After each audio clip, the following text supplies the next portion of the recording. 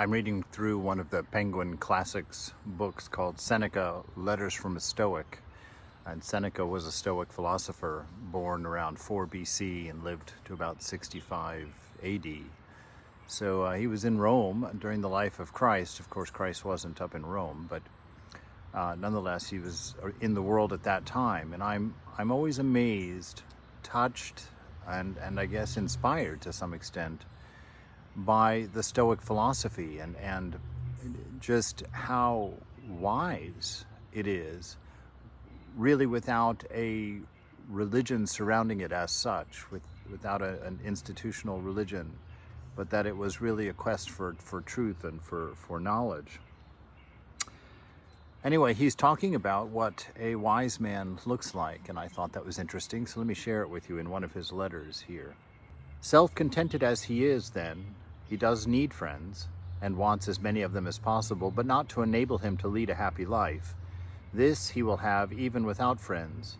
The supreme ideal does not call for any external aids. It is homegrown, wholly self-developed. Once it starts looking outside itself for any part of itself, it is on the way to becoming dominated by fortune. Sound familiar? He's saying there that if you are looking for anything outside of yourself to bring you joy, to make your life complete, to make yourself happy, whether that be friends or whether that be money or whether that be position, anything.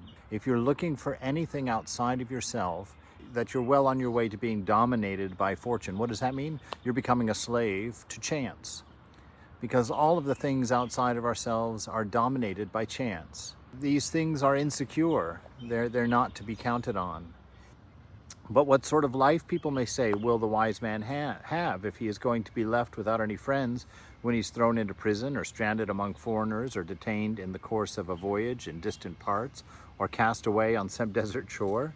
It will be like that of Jove while nature takes her rest, a brief duration when the universe is dissolved and the gods are all merged in one, finding repose in himself, absorbed in his own thoughts. Such is more or less the way of the wise man. He retires to his inner self, is his own company. What a great development that is when you become your own best company around those friendships. They're friendships for their own sake, which is very healthy, a very wise way of living. Very much along the lines of what Peace Pilgrim is saying, that when your life is in harmony, harmony with the world around you, that you're overcoming evil with good, that you're overcoming falsehood with truth, and that you're overcoming hate with love. When you manage to get into that rhythm of life, when you manage to train your inner world to be satisfied and motivated by love and by caring in the outside world, indeed you are your best own company. Indeed, you're everybody's best company.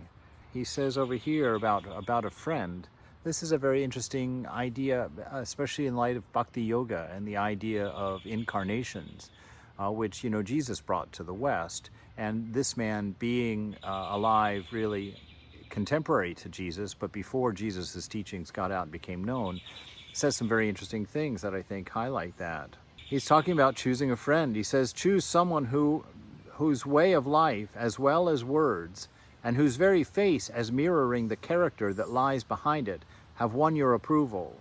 Be always pointing him out to yourself, either as your guardian or as your model. There is a need, in my view, for someone as a standard against which our character can measure themselves. Without a ruler to do it against, you won't make the crooked straight. We need to set our affections on some good man and keep him constantly before our eyes, so that we may live as if he were watching us and do everything as if he saw what we were doing. This, my dear Lucilius, is Epicurus's advice, and in giving it, he has given us a guardian and a moral tutor, and not without reason either. Misdeeds are greatly diminished if a witness is always standing near, intending doers.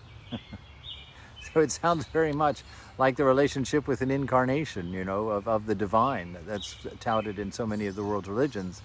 That here he's just talking about finding a good man, finding somebody whose character is consistent with their thoughts and their deeds and their words, and someone who attracts you because of that. And live your life as if they're always in your company. Measure yourself according to them. Be inspired by the way that they are.